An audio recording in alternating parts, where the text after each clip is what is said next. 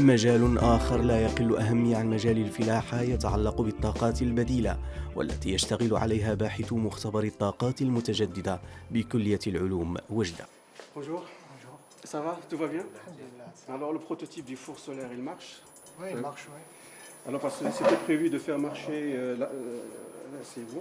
de faire marcher la résistance par le mode automatique. Donc là, vous êtes en train de bouillir. Donc là, je vois que ça marche très bien. Le mode automatique et le mode manuel, il marche très bien? Oui, il marche. Donc, parce qu'il y a un mode automatique par cette commande. Et ben voilà, donc là, on voit les signaux, donc ça marche. Alors concernant la température, normalement, c'était prévu de faire marcher le four pour que la résistance atteigne la température de 500. Est-ce que c'est le cas? Oui, normalement, la résistance, il atteint 500 degrés. Et la température d'ébullition, c'est à 100 degrés. D'accord, donc là, ça marche. Et donc, ça marche très bien. Oui, ça va, alhamdulillah. Concernant les convertisseurs, parce que dans le bloc, il y a les convertisseurs DC-DC de puissance. Ouais. Alors là, je vois que ça marche. Oui, on a mis deux convertisseurs. Voilà, combien la puissance il est? La puissance, normalement, c'est à 200 watts. Maintenant, l'interface, il marche. Ouais, donc à partir de là, donc tu marches. Vous êtes à combien? 220. Oui. Les tensions et courants.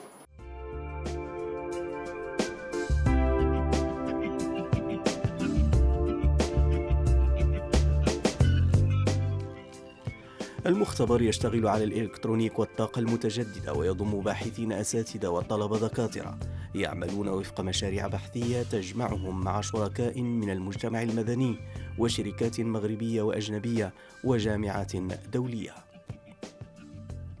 هذه المشاريع البحثية ترم الابتكار في مجال الطاقات البديلة، وخاصة الطاقة الشمسية، وجعل هذه الطاقات سبيلا لتيسير سبل العيش بالجهة، كمثل استخدام الطاقة الشمسية في التكييف وتحلية مياه البحر، وكذا ابتكار ما يعرف بالفرن الشمسي.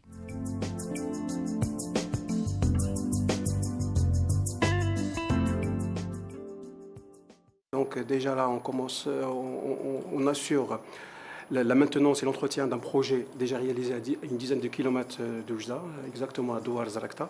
Et notre tâche, c'est l'entretien et le suivi du fonctionnement. Alors, dans ces projets, les bailleurs de fonds et les donateurs, ils ont un rôle primordial pour la survie de ces projets parce que c'est eux qui financent tous ces frais de maintenance et entretien.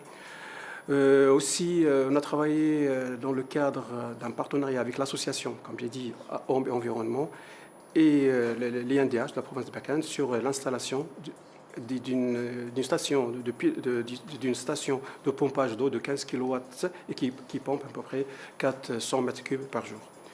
Alors, dans ces installations, notre rôle, c'est l'étude, le dimensionnement, le suivi, l'ouverture des plis, le choix de l'installateur et surtout le suivi au cours de l'installation.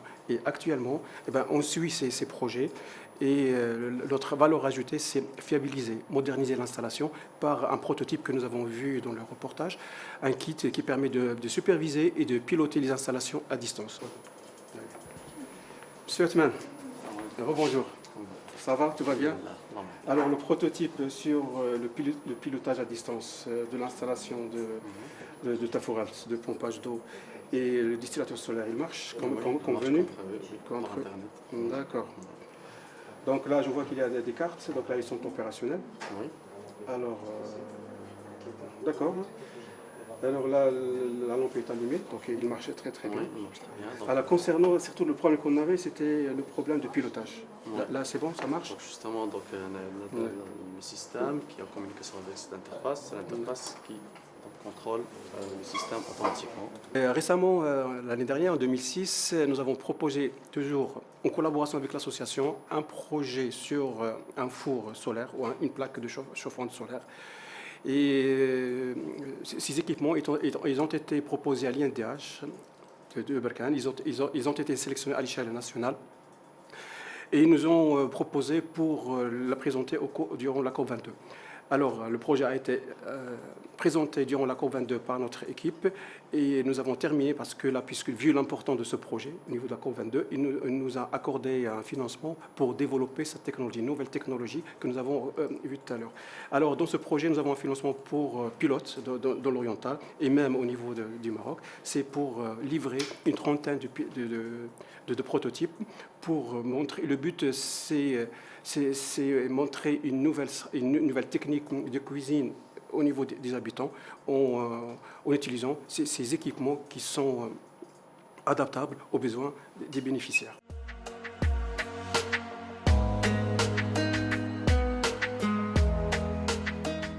تركنا مختبرات كلية العلوم بوجدة وتوجهنا رفقة الباحث خليل قاسمي إلى منطقة تافوغالت لنرى عن قرب تجليات بعض من مشاريع الأبحاث.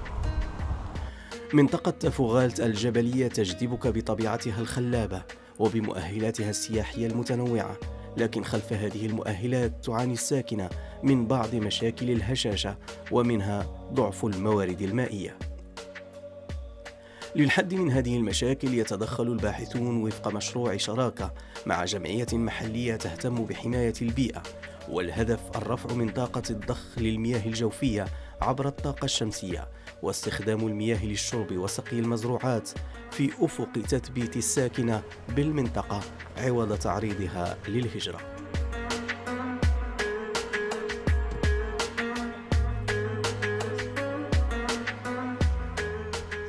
4-5 يكون هذاك الشيء اللي كاين. ويكون الدباز يكون الفوضى، إيوا. ثاني الماء، ثاني التور، ثاني كذا. لحسب النهارات. ونهار كان عندكم بالمازوت هذا الشيء كاع ما كانش يجي يضر مجال كاع. كان غالي، كان قام لنا ب 5000 فرنك 4500 كنا سامحين. اليوم الحمد لله 12 درهم ونص مليح. السلام عليكم. عليكم السلام ورحمة الله. أهلا أستاذ كي داير بخير؟ السيد الرئيس كي دايرين؟ بخير؟ انتم لاباس؟ مرحبا الحمد لله. مرحبا بالجامعة. بارك الله فيكم، بارك الله فيكم. كايكيب جينا شفنا المشروع، درسنا الالتيتود، درسنا شحال البوي شحال فيه وشحال باغيين هاد الناس. داك الوقت قالوا لنا حنا باغيين الماكسيموم 400 متر كيوب. درنا الدراسه عندنا ولقينا بلي هذاك الشيء فيزابل. قلنا لهم الماء اللي كاين ولا دوموند اللي كاينه، الناس شحال احتاجوا نتاع الماء. درنا لا بروبوزيسيون لانستالاسيون اللي غادي تكون انستالاسيون تقريبا تاع 15 كيلو وات. دونك درنا هاد ليتود ودفعت التمويل وتمول المشروع على اون سو بازون على الدراسه ديالنا، وطلبوا منا باش هذا الشيء كان هذه عامين، وطلبوا منا باش نديروا واحد الشراكه بين الجمعيه وبين ليان دي اش لا بروفينس تاع بركان. وهذاك الشيء اللي درنا هذه الشراكه وقمنا بالمشروع. هذا المشروع اللي كنشوفوا رانا حنايا في الصيف تقريبا كان اوت الطلبه ديالنا وحنايا اللي وقفنا عليه با ابا، باسكو كانوا رهنا على الناس كيقول لك المشروع ما غاديش يتحقق، ما يمكنش ديروا في هذا التيوتو غادي ديروا الطاقه الشمسيه. وهذاك الشيء وقفنا عليه بالديمونسيونمون مع الانستالاتور. حنا وقفنا هذاك لوفيرتور دي بلي على المشروع على لي انستالاتور، وقفنا وحتى المشروع وقف على رجليه كما كنقولوا. الامور كاينه دايره الانستالاسيون خدامه مزيان. ولا الانستالاسيون راه مزيان درك ما كانش شي ضغط لان المشتا وي المشتا وصدق راه مهني دوك راه خصو يرجع الفلوس للجمعيه ما راهش قدام. لا سيرتو حنا اللي يهمنا وهو الفونكسيونمون مع الجو بارد، البرد والشمس. هذا هو بالنسبه لنا ليديال. تكون نورمالمون في هذا الوقت تكون خدامه مزيان. لا خدامه يا راه ما فوقاش تبديو حتى ل10 ولا لان مع المشتا كاين هذا الجبل هذا الجبل كيبلوكي الاخر الشمس في المشتا. ولكن العشيه راه حتى ل4:30 من 10 حتى ل4:30. احنا كجمعيه بوحدنا ما نقدروش نوجدوا اليات للتاقلم مع التغيرات المناخيه. اذن الشراكه مع الجامعه. الجامعه كنعطيو لها افكار والجامعه تخدم على ذوك الافكار ديالنا، افكار مشاريع. مثلا كاين مشروع ديال الفرن الشمسي. اذن هذيك فكره ديالنا، ولكن فين راه يتطور في الجامعه في المختبر ديال الجامعه. اذن هذا المشروع كذلك لان لولا الجامعه دارت لنا الدراسه ما غاديش نوصلوا للاهداف اللي كاينه الان. وكاين عاود مشروع مستقبلي باش هما يبقاو من الجامعه يعرفوا بالضبط وشنو راه واقع هنا، وشنو واقع الفرشه المائيه، وشنو هو الاخر المردود الايجابي لهذا الماء اللي راه يخرج من البير، وكذلك وسائل اخرى للحفاظ على الفرشه المائيه.